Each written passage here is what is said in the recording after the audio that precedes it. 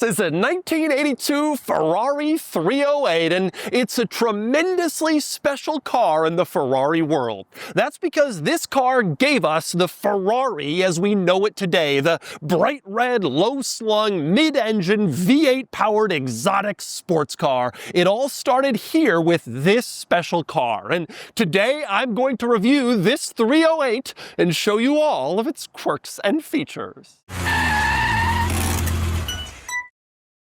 Before I get started, big news, this 308 is currently for sale and it's being auctioned live on Cars and Bids. This 308 is of course red with the gated shifter, and it has some upgrades for enhanced reliability and usability, and it can be yours on Cars and Bids. So once you finish watching this video, click the link in the description below to visit the live auction for this Ferrari 308, where you can bid on it and buy it only on Cars and Bids. All right, time for the quirks and features of the 308. And I'm going to start with the basics and tell some of the story of this car because it's so important for Ferrari history. So, the 308 first debuted in 1975, and it began the mid-engine V8 sports car lineage that so came to define Ferrari in the decades that followed. This car started the line that later included icons like the F430, the 360 Modena, the F355, the 458. It all started with this car. And in fact,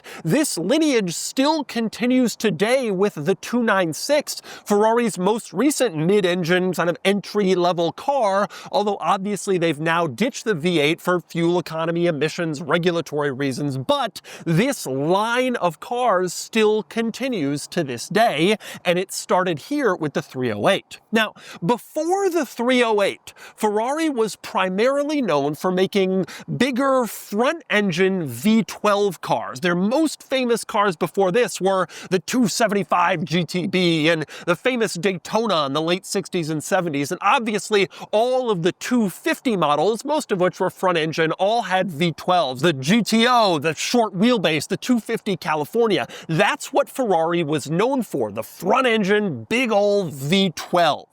And then Lamborghini came and changed things up with the Miura in the late 1960s. They moved the engine to the back, to the middle, and totally flipped everything on its head. Ferrari was suddenly struggling to catch up to create a mid-engine exotic car of its own. Now, their answer to the Miura was the Boxer, which came out in the early 1970s. But it was the 308 in 75 that really made the impact, that changed everything, because it wasn't a top-of-the-line, crazy expensive car like the Miura, the Countach, and Ferrari's own Boxer. This was the entry-level Ferrari that had the mid-engine design. Lamborghini beat Ferrari to the punch with a mid-engine road-going supercar, but Ferrari was the one who succeeded in popularizing it with the 308 and then later cars after the 308. In fact, Lamborghini themselves didn't really successfully make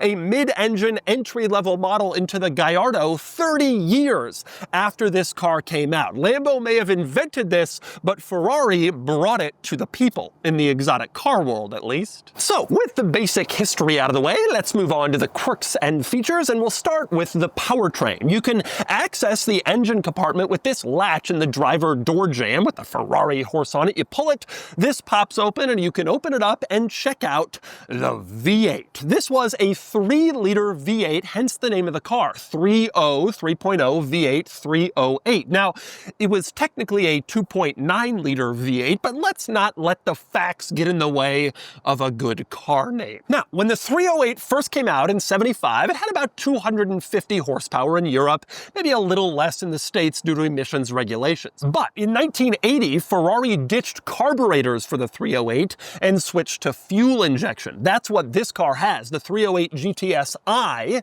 and I stood for injection. Now, fuel injection improved the emissions, less exhaust pollutants, and improved fuel economy, but it came at a price. Power was decreased to around 210, 215 horsepower, both in the US and Europe. Now, later, Ferrari made a QV, Quattro Valvole version with more power. It went up to about 230 horses and still kept the fuel injection before before this car was replaced by the Ferrari 328 in 1985. These were never tremendously powerful, carbureted or fuel injected. That wasn't really the point of the 308. And back in the late 70s and early 80s, frankly, those were some pretty good numbers, especially in a car this size. Now, when the 328 came out in 85, the V8 Lineage had started. Of course, after that, you had the 348, 355, 360, 430, 458, 488, F8, and now the 296. You can see where it all progressed. Although, interestingly, one could make the argument that it didn't technically begin with this car. There was a predecessor.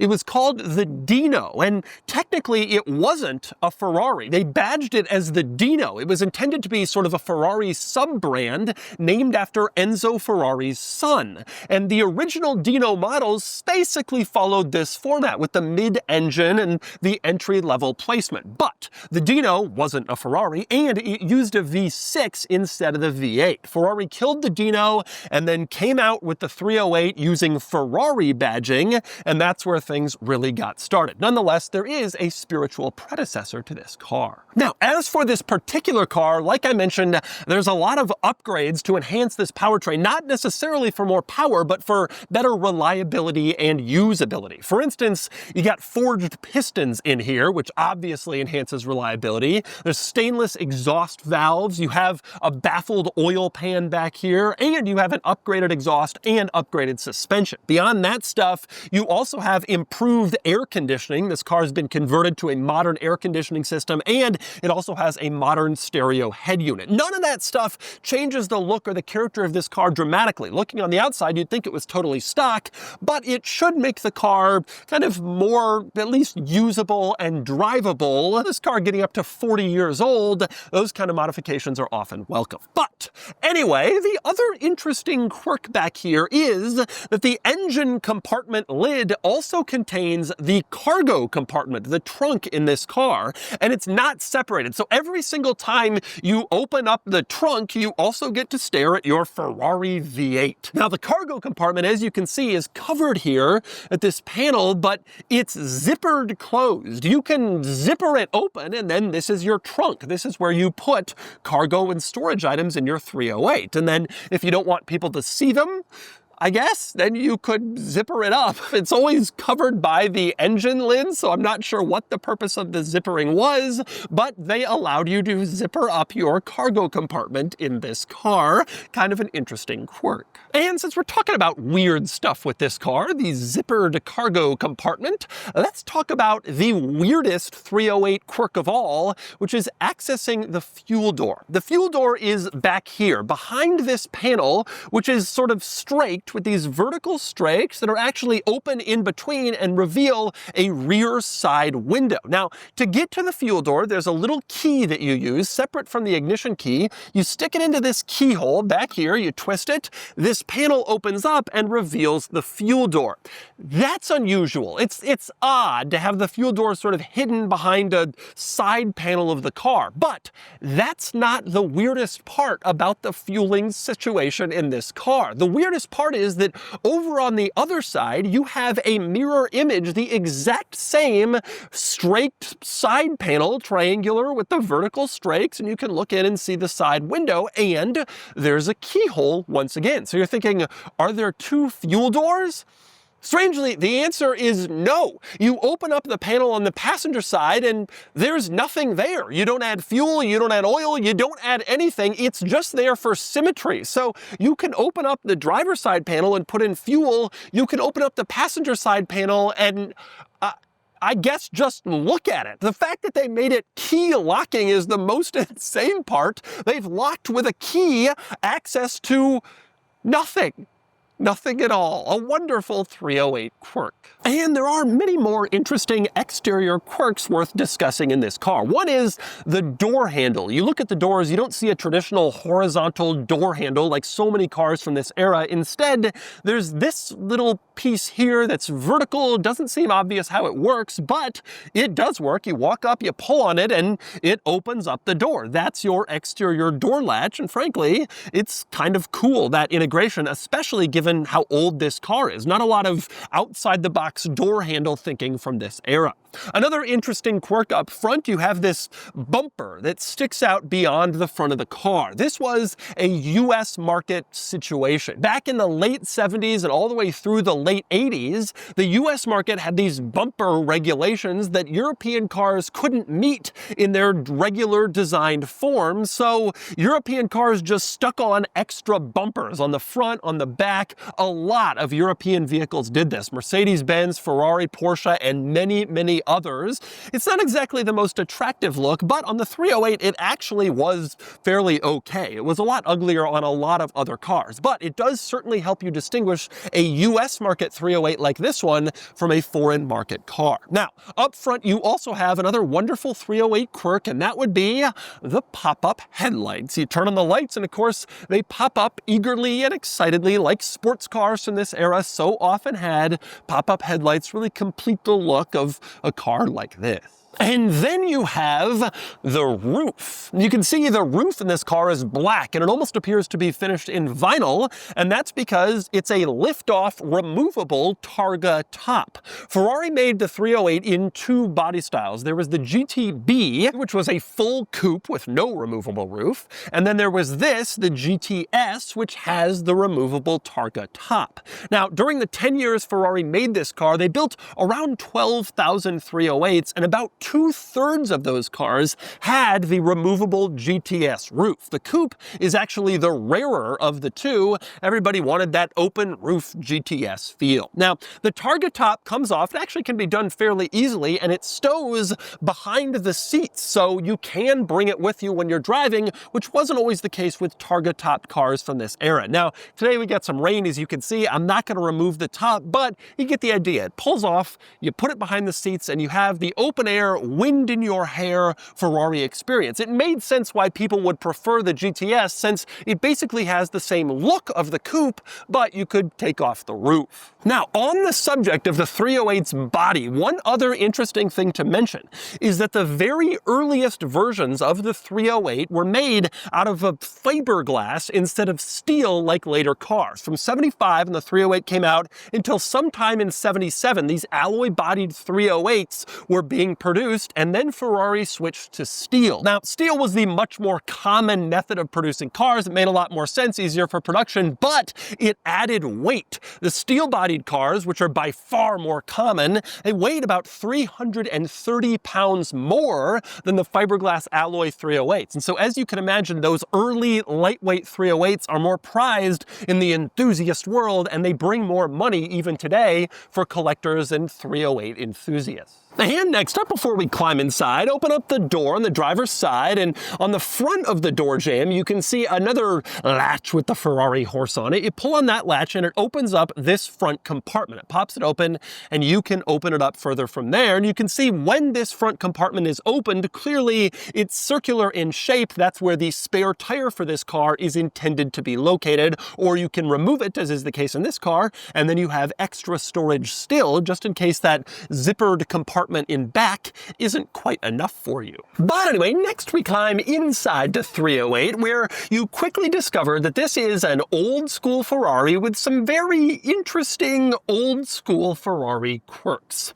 We begin on the steering column, where the headlights are a stalk that comes off the steering column on the left side. Now you're thinking, that's not all that weird. A lot of cars have the headlights on the turn signal stalk. No, the turn signal stalk is separate and also comes off the steering column on the left side. So on the left side of the column, you got two stalks. One is your signals. The headlight one actually sticks out further. So when you go to put on the turn signals, unless you know what you're doing, you're probably going to push the headlight stalk. And speaking of the headlight stalk, the operation is rather unusual. You twist it up to turn on the headlights, and then they pop up and turn on, which is pretty simple. But strangely, if you push the stalk up, the headlights turn off. The pop-ups stay up, but now the headlights are off. If you push the stalk all the way down, your high beams turn on. So there are three positions of this headlight stalk. You have regular lights in the center, high beams on the bottom, and then nothing on the top, but your pop-up headlights stay up, and then you twist it back and they go back down. Certainly a quirky little control situation over here. And of course, there's more. 4. Next to the steering column on the left side, you have a little warning light that says slow down cylinders 1 through 4. Over on the right side of the column, you have slow down cylinders 5 through 8. This car came out in an era before the check engine light, so this was Ferrari's proprietary version of a check engine light. It told you to slow down, and those are the cylinder banks. Cylinder 1 through 4 is one bank, 5 through 8 is another, and it would let you know if there was some problem going on with each cylinder bank. One of those lights would come on and tell you to slow down until you had it looked at and fixed. Next, we move on to the center console, which is filled with switches, buttons, dials, gauges. It's got it all. In the back central part of the center console, you have your climate controls, at least primarily. You can see some temperature switches on the bottom, cold and hot, some defroster switches next to those, and then in the center you have this dial for air conditioning and then one for fan speed. The air conditioning dial actually has suggestions for freeway versus city driving. You can see freeway with the highway sign and city with like buildings, and I guess that's when you were supposed to use each version of the climate control. But more interesting than all of that is these 3 unlabeled switches in the middle of all your climate controls. They have no label at all, but that's not supposed to be like that. There is supposed to be labeling that goes around these switches, but once you find out what they're doing, it makes it even more confusing why they're located there. The switch on the left controls your fan speed. Makes sense because it's around the climate control. The switch in the middle turns on your hazard lights.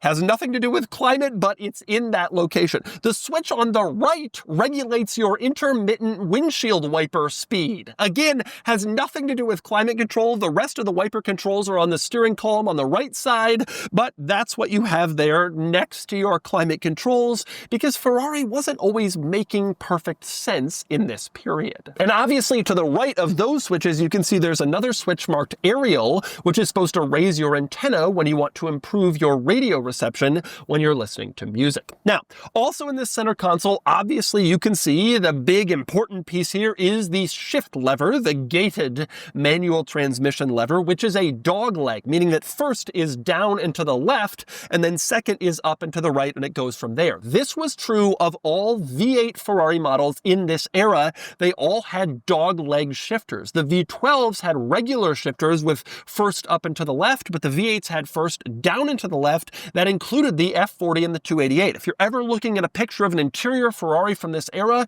you can tell if it's a V8 versus a V12 by whether or not it has a dogleg. Now, next to the gated shifter, you can see the ashtray, which has a giant Ferrari horse logo on it. They're very proud of their ashtrays, Ferrari. And right in this area, you can also see your window switches. Yes, this car had power windows, which was a pretty nice innovation for its day. Now, above all these, at the very front, you can see 2 gauges up here, or at least 1 gauge temperature. To the right of that, you have a clock, which does seem to be working, surprisingly, after all this time, a working clock, but that's the explanation of what's going on in the center console. Now, when you move over to the gauge cluster, you can see all the gauges are actually fairly straightforward in this car. Your fuel gauge, temperature, speedometer, tachometer, it's all arranged like you'd expect, and again, pretty simple, pretty basic, makes sense what you're looking at. I do like, however, that the tachometer goes all the way to 10,000 RPM, even though Redline looks like it's somewhere around 7,800. That 10,000 was an ambitious number. You weren't supposed to get there, but it did look cool seeing a 10 on your tach in this car. Now, other items worth noting in here, for one, you have large, generous door panel storage pockets, as you can see, where you could get a lot of stuff in there. I think they made those pockets so big to make up for the fact that this car does not have a glove box. So no glove box in here, but you do get driver and passenger large storage compartments. And of course, more storage is located behind the seats unless you had the roof in that position, in which case, actually, you had to move the seats forward, which really robbed some of your legroom, but at least you had the roof coming with you in the car. Also behind the seats, if you look back here, you can see the very cool curved rear glass in this car, which goes sort of around this curve and then down. That's something you don't often notice in the 308 because the overall design of the body body kind of covers up for this rear glass when the C-pillars go down at an angle into the back of the car, but from the inside you can see it, and it is a very cool look. One other interesting item in here is the interior door handles. You look at the door pockets and, well, you don't see them. They're not there. How do you get out of a 308? Actually, it's hidden under this kind of leather panel that juts out from the door. There's a little door handle under there somewhere, and you pull on it. It's almost like a trigger. You pull on it, and then it opens up the door, and you can climb out. But to the average untrained person, it's kind of unusual and a little weird getting out of a 308. Also worth pointing out in here, the pedal box you can see is both small and offset to the right. There's a big hump on the left side in the driver's footwell that pushes the pedals over to the right. The result of that is when I drive this car with bigger feet, I have to take off my shoes. It's also true in my Lamborghini Countach and many other 70s and 80s, especially Italian sports cars, these tight pedal boxes that don't really work with big feet or big shoes. In fact, it makes me wonder how Tom Selleck did it in Magnum PI. That was this car's most famous pop culture appearance. That was a very popular show throughout the 1980s. And Magnum, played by Tom Selleck, drove a 308. Now, that show is nowhere near as popular or as modern as it was when this car was new or recently used, and so not a lot of people remember that or reference the 308 as Magnum's car anymore, but to a subset of the population, the 308 will always be the car from Magnum PI, and I bet Selleck had a pretty hard time fitting in here. But I fit, and I am very excited to take this car out on the road. It's been years since I've driven a 308. Let's see how it drives. All right, driving the 308. It has been years since I have driven a 308. I did a video on the 328, which was this car's successor. A lot of people think they look similar, and they do.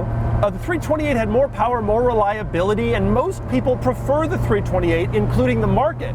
The 328s are a lot more valuable. However, there's something about the 308 that I always kind of preferred. For one, the look. It's a little bit just more essential, more stripped down to kind of the essentials, the basics. It's a really cool look. But also the 308 just had this sort of more old school Italian feel. The 328, I don't want to say it was sanitized. It was a wonderful car and it was fun to drive, but the 308 just feels like an old 70s, you're doing everything yourself.